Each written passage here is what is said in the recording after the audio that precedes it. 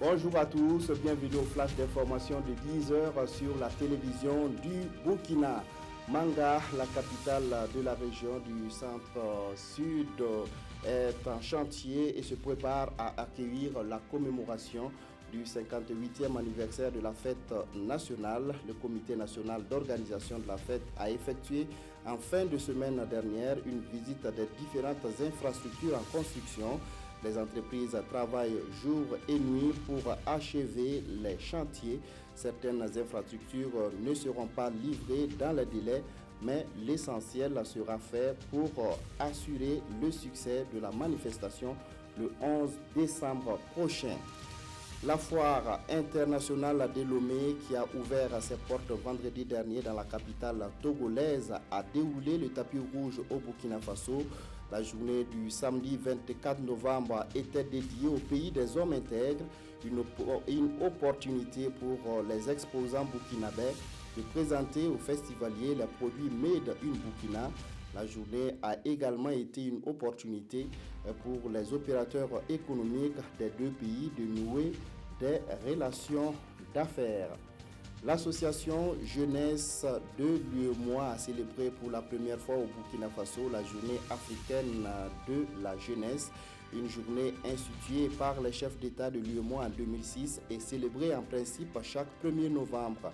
La commémoration a été marquée par une conférence publique organisée à Fada sur le thème « Développement du leadership des jeunes dans la transition démographique en intégrant la variable radicalisation ». Le projet d'appui au pastoralisme au Sahel a échangé vendredi dernier avec les acteurs de l'élevage des hauts bassins autour d'une problématique majeure, les aménagements pastoraux souvent objets de conflits.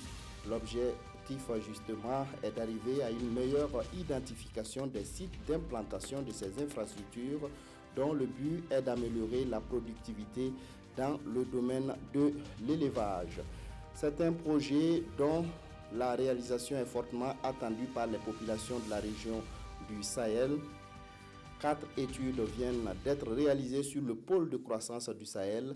Les résultats ont été présentés aux différents acteurs dans l'objectif de recueillir leurs critiques et leurs recommandations afin de relancer le processus de mise en œuvre du pôle de croissance du Sahel.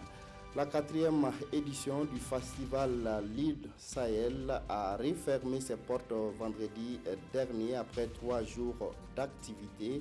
C'est à travers une soirée dédiée aux lauréats qui a drainé du monde sur la place du terrain provincial que les festivaliers se sont séparés dans une ambiance de grand jour. À l'international, Kiev n'entend pas laisser faire face à l'intervention de la marine russe qui a ouvert le feu et capturé 3 navires de la marine ukrainienne.